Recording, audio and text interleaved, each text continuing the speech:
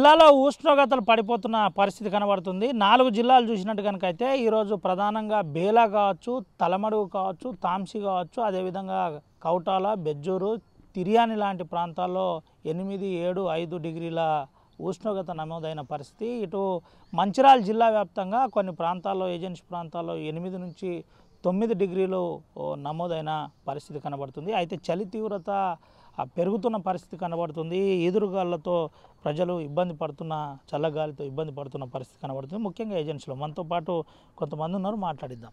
బాబు, ఏంటి చలి పరిస్థితి రోజు రోజు పెరుగుతున్న పరిస్థితి కనబడుతుంది? చలి పెరగడం కానీ తరగడం కానీ వాతావరణం యొక్క సమతుల్యత దెబ్బతిన్నదని మనకు ఒక సూచిక. ఏమిటంటే ఇప్పుడు మనం ఋతువులు కూడా గతి తప్పినాయి. మనం చూస్తున్నాం కదా, ఎండాకాలంలో వానలు, వానకాలంలో ఎండలు, ఎండాకాలంలో ఇవన్నీ ఎందుకు జరుగుతున్నది అనేది చూసుకున్నప్పుడు వాతావరణ సమతుల్యతలో ఇప్పుడు ఎక్కడైనా కానీ 33% అడవి ఉండాలి. ఆ అడవి బ్రహ్మాండమైన రీతిలో ఉన్నప్పుడు ఈ వాతావరణ సమతుల్యత దెబ్బతినదు. ఇది ఇండియాలో ఎక్కువ ఉన్న సమతుల్యత లోపించడం అనేది ఇతర దేశాల కొద్దిగా అక్కడ స్టార్ట్ అయింది. అయితే విషయం ఏంటంటే భూగోళం మీదనే ఆ పరిస్థితులు ఏర్పడ్డాయి. ఇవాళ ఏంటిదంటే మనం ఫారెస్ట్ను కానీ చెట్లను కానీ సంరక్షించుకుంటే ఈ వాతావరణ అసమతుల్యత అనేది ఏర్పడటానికి అవకాశాలు ఉండవు. కానీ ప్రభుత్వాలు చిత్తశుద్ధి, పెట్టుబడిదారుల యొక్క ధనకాంక్ష, కార్పొరేట్లకు మరీ వీటన్నిటి వల్ల అంత డబ్బు చేసుకునే యొక్క తాహతాలో ఇవన్నీ కూడా ఈ విపరీత పరిణామాలు జరుగుతున్నాయి. కాబట్టి దీనివల్ల మరి ఏం జరుగుతుందంటే వాయు కాలుష్యము, జల కాలుష్యము, శబ్ద కాలుష్యము, ఈ నానా రకాలటువంటి కాలుష్యాల వల్ల కూడా జనాలు చాలా రోగాల బారిన పడి బాధపడుతున్నారు. ఆస్తమా లాంటి ఇవన్నీ కూడా. మరి ఇవన్నీ ఏంటి అంటే ఈవెన్ అడవి ఇప్పుడు మీరు అనేది ఏంటంటే పట్టణాల్లో కూడా ఉంటుంది కదా చలి అనేది. ఒకటి పట్టణాల్లో కూడా ఉంటుంది. పట్టణాల్లో కూడా ఎక్కడ ఉన్నాయి చెట్లు? మీకు పెద్ద పెద్ద విశాలమైన రోడ్లు ఏర్పాటు చేయాలన్న ఒక దీంతో మొత్తం చెట్లను తీసేస్తున్నారు. ఇంతకుముందు కొన్ని వందల సంవత్సరాల చెట్లు కూడా ఇప్పుడు రోడ్డు వైడెన్లా పోయినాయి. కానీ ఆ చెట్టును మళ్ళీ తిరిగి ప్రతిష్ఠించవచ్చు. ఇప్పుడు ఇతర దేశాలు అదే జరుగుతుంది, కానీ ఇక్కడ జరగటం లేదు. ఎందుకంటే ఇక మన వాళ్ళ ధనకాంక్ష అనేది వేరున్నది. వీళ్ళకు దేశ అభివృద్ధి, దేశం యొక్క మంచి కంటే వాళ్ళ ధన సంపాదన ఉన్నది. ఆ కాంక్ష, ఆ చెడు దురాశ వల్ల కూడా ఇవన్నీ జరుగుతున్నాయి. కాబట్టి ఏంటంటే ప్రజలందరూ కూడా మేల్కొని ఇంటికో చెట్టు నాటుకోవాలి మనం పట్టణాల్లో. తర్వాత ఫారెస్ట్ను కూడా మన బాధ్యత. అది ప్రభుత్వానికి, మా చైతన్యవంతమైన సమాజంతో కూడా ప్రభుత్వం మీద ఒత్తిడి తీసుకురావాలి. ఫారెస్ట్ను డిస్టర్బ్ చేయకుండా 33% ఉండేలాగా, ఎక్కడ ఖాళీ ఉంటే అక్కడ విపరీతమైన చెట్లు పెంచితే మాత్రం వాతావరణ ఈ సమతుల్యత అనేది దెబ్బతినదు. మనం సాధ్యమైనంత వరకు మానవ ప్రయత్నంగా ఇప్పుడు వినాశనమే చేస్తున్నాం కాదు, పునరుద్ధరణ చేసి ఈ యొక్క వాతావరణానికి సమతుల్యత వైపు కనుక మనం ఆలోచనలు చేసి ఆ వైపు మనం ప్రయత్నాలు చేస్తూ మన పనులు కొనసాగితే మాత్రం ఈ యొక్క అసమతుల్యత అనేది పోతుందని చెప్పి నా అభిప్రాయం. జాగ్రత్తలు ఏ విధంగా ఉండాలి, ఏంటి జాగ్రత్తలు? ఇప్పుడు చెప్పాను కదా సార్, జాగ్రత్తలు ఎట్లా ఉండాలంటే ప్రతి వ్యక్తి కూడా ఈ చెట్టుకు చక్కటి వాల్యూ ఇవ్వాలి. ఎందుకంటే ఒక చెట్టు ఒక 3 కొట్ల ఆక్సిజన్ నీకు ఫ్రీగా ఇస్తున్నది. చెట్టు అంటేనే అయిపోయాయి. దీన్ని కొట్టేసుకొని మనం ఇంట్లో పొయ్యిలో పెట్టుకోవాలి, లేక పనికి వస్తే ఫర్నిచర్ చేసుకోవాలి, ఇదే ఆలోచనలు. కానీ ఇక మరి వాతావరణం పరోక్ష లాభాలు ఉన్నాయి కదా, బ్రహ్మాండమైనటువంటి పరోక్ష లాభాలు ఉన్నాయి చెట్ల వల్ల. అది ఇది కేవలము ఇక్కడికో ఆ చెట్టున్న కాడికో పరిమితం కాదు. మొత్తము భూగోళం మీద కనుక 33% సమతుల్యతతో ఉండేది ఉంటే మనకు ఈ వాతావరణ ఈ పైన ఉన్నటువంటి ఇది అల్ట్రా వైలెట్ కిరణాలు కూడా భూమి మీదకి రావు. ఎందుకంటే రాకుంటే చేసుకోవాలి. ఇప్పుడు కనీసం 2 ఫుట్బాల్ల మైదానం అంతా అది పైన ఏర్పడ్డది. అది అక్కడ నుంచి ఏంటంటే ఇప్పుడు అల్ట్రా వైలెట్ కిరణాలకు అడ్డుకునే శక్తి లేదు. వాతావరణం మొత్తము ఈ వాతావరణం యొక్క దాన్ని ఛేదించుకొని భూమి మీదకి వచ్చి భూమిలో ఉన్న భాస్వరం అంతా కూడా పైకి వెళ్ళిపోయి ఈ వేడి ఇక వట్టి ప్రాంతాల వేరే టైంలలో ఆ వేడి ఎల్నీనో లానీనో మనం ఎప్పుడన్నా విన్నామా? అంటే ఎల్నీనో లానీనో అంటే అది వాతావరణ సమతుల్యత లేకపోవడం, ఋతువులు గతి తప్పడం అని అర్థం. కాబట్టి ప్రికాషన్స్ ఏం తీసుకోవాలంటే ప్రతి వాళ్ళ బాధ్యత వంచి చెట్లకు ప్రాధాన్యత ఇవ్వవలసిందే. తర్వాత మనం కూడా ఈ వాయు కాలుష్యం కానీ జల కాలుష్యాన్ని ఇప్పుడు చూస్తున్నారు కదా, ఇక్కడే ఒక రాముని చెరువును చూస్తున్నాం. ఇంత కాలుష్యం ఉన్నది దానిలో, అది రిమూవ్ చేయవలసి ఉంటుంది. కాబట్టి ప్రతిదీ కూడా వాతావరణం మీద దాని యొక్క ఇంపాక్ట్ ఉంటుంది. ఈ ఇంపాక్ట్ విషయంలో అది మనం వాతావరణాన్ని కాపాడుకొని ఇవన్నీ మంచిగా ఉండే రోగాలు, రొస్టులు ఇవన్నీ కూడా రావు. మనం ఎంతసేపు రోగరంగన పరిగెత్తనం చేస్తున్నాం. మరి దీన్ని ఎట్లా నివారణ చేయాలి, ముందస్తు జాగ్రత్త ఎట్లా తీసుకోవాలనేది జనములో అది లోపించింది.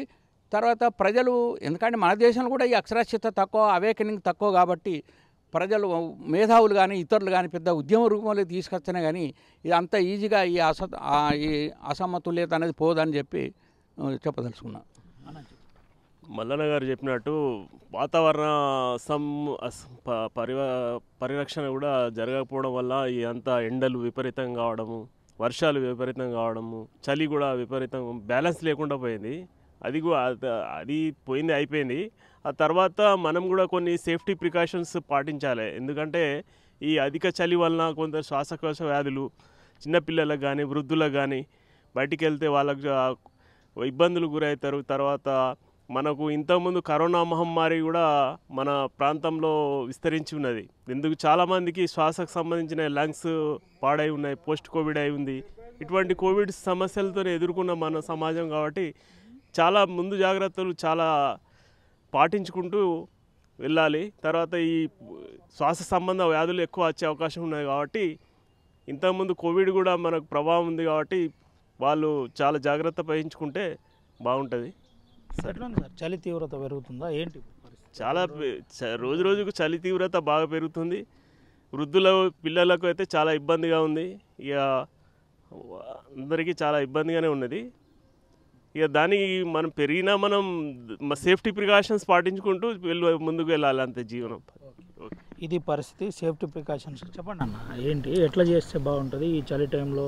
షటర్స్, మఫ్లర్లు, తర్వాత శ్వాసకోశంలో జాగ్రత్త ఏ విధంగా తీసుకుంటే బాగుంటుంది, ఏంటి అసలు? మన మంచిర్యాల ప్రాంతంలో కూడా గత కొద్ది రోజులుగా చలి తీవ్రత పెరుగుతున్నది. వాతావరణ శాస్త్రజ్ఞులు చెప్తున్న ప్రకారం రానున్న రోజుల్లో ఇంకా తీవ్రత పెరిగే అవకాశం ఉందని చెప్పేసి హెచ్చరిస్తున్నారు. సహజంగా ఈ డిసెంబర్ నెలలో చలి ఉండడం మామూలే, కాకపోతే ఈసారి మరింత విపరీత పరిస్థితి నెలకొన్న దాఖలాలు కనబడుతున్నాయి. ప్రజలు కూడా మరి దానికి అనుగుణంగా జాగ్రత్తలు తీసుకోవాల్సిన అవసరం ఉంది. వైద్యులు సూచిస్తున్నారు మంచి ఉన్ని దుస్తులు ధరించడం, తర్వాత ఆస్మా రోగగ్రస్తులు కానీ ఇతర బాధలు ఉన్నవారు కానీ చలి సమయంలో బయటికి రాకుండా కాస్త ఎండ వచ్చినప్పుడు బయటికి రావడం అనే జాగ్రత్తలు తీసుకోవాలి. గతంలో అంటే ఈ మన ఉమ్మడి ఆదిలాబాద్ జిల్లాలోని ఆసిఫాబాద్ అటవీ ప్రాంతాల్లో ఈ చలి తీవ్రత అనేది గతంలో మనం విన్నాం. కానీ మంచిర్యాల లాంటి పట్టణ ప్రాంతాల్లో కూడా ఇప్పుడు ఆ పరిస్థితులు దాపురించాయి. మిత్రులు చెప్తున్నట్టుగా ఈ వాతావరణ సమతుల్యత దెబ్బతినడమే దీనికి ప్రధాన కారణం అని చెప్పేసి పెద్దలు చెప్తున్నారు. ప్రభుత్వాలు కూడా దురదృష్టవశాత్తు ఏదేదో మాట్లాడుతున్నారు, కానీ వాతావరణ సమతుల్యతని మళ్ళీ ఎట్లా రిస్టోర్ చేయాలి అనే విషయంలో ఎలాంటి ప్రణాళిక వాళ్ళ దగ్గర లేదు. వాళ్ళ దృష్టి కూడా దాని దిక్కు పోయినట్టు కనబడడం లేదు. ఎంతసేపు ఓట్లు రాబట్టుకోవడం కోసం ఏవో పథకాలు ప్రకటించడం, ఆ పథకాల అమలు కోసం నిధుల సమీకరణ కోసం ఏవేవో ప్రాజెక్టులు పెట్టడం, ఆ ప్రాజెక్టులతోటి వాతావరణం దెబ్బతింటుందా దెబ్బతినడం లేదా అనే ముచ్చటే వీళ్ళ దృష్టికి రావడం లేదు. తాజాగా హైదరాబాద్ దగ్గరలో ఆ వికారాబాద్ని రక్షిస్తున్న దామగుండం పెద్ద 100 ఎకరాల్లో ఉన్నటువంటి పెద్ద అటవీ సంపదని కూలగొట్టేసి దాంట్లో ప్రాజెక్టు కడతారట, మోడర్న్ సిటీలు కడతారట. ఇది ఏమాత్రం బాధ్యత లేని ప్రభుత్వ విధానాల నిదర్శనంగా కనబడుతుంది. ఇది కాస్త మారితేనే కాస్త వాతావరణంలో సమతుల్యత వస్తుంది, ఈ తీవ్ర పరిస్థితులు తగ్గే అవకాశం ఉంది. ఏదైనా కూడా ప్రజలు వైద్యులు చెప్పిన జాగ్రత్తలు పాటించి తమ ఆరోగ్యాన్ని రక్షించుకుంటే బాగుంటుంది. రైట్ అన్న, థ్యాంక్ యూ. ఇది పరిస్థితి. ప్రజలు వైద్యులు చెప్పినట్టుగా తమ ఆరోగ్యాన్ని కాపాడుకోవాలని చెబుతున్న పరిస్థితి. అయితే మనం ఒక్కసారి గమనించినట్టు కనుక అయితే తిర్యానీలో ఈరోజు 9 డిగ్రీలకు అత్యల్పంగా ఉష్ణోగ్రత పడిపోయిన పరిస్థితి. బేలా, అదేవిధంగా కుబీరు, ఆడ నుండి ఆదిలాబాద్ ప్రాంతాల్లో కొన్ని ప్రాంతాల్లో 9 డిగ్రీల ఉష్ణోగ్రత నమోదైన పరిస్థితి కనబడింది. ఉమ్మడి ఆదిలాబాద్ జిల్లా వ్యాప్తంగా రోజు రోజుకు చలి తీవ్రత పెరుగుతుంది. ముఖ్యంగా ఏజెన్సీ ప్రాంతాల్లో ఉష్ణోగ్రత పడిపోతున్న పరిస్థితి కనబడుతుంది. ఒక రకంగా గతంలో చూసినట్టు కనుకైతే ఈసారి డిసెంబర్ మాసంలోనే చలి తీవ్రత పెరిగిపోయిన పరిస్థితి కనబడుతుంది. అయితే ముఖ్యంగా వైద్యుల సూచన మేరకు వైద్యులు చెప్పినట్టుగా శ్వాసకోశ వ్యాధులు ఉన్నవారు ఎండ వెళ్తే తప్ప బయటికి వెళ్ళొద్దని చెబుతున్న పరిస్థితి. ఏదైనా ఇబ్బంది ఉంటే సొంతగా వైద్యం కాకుండా నేరుగా పిఎస్సీలు, మెడికల్ ఆఫీసర్లను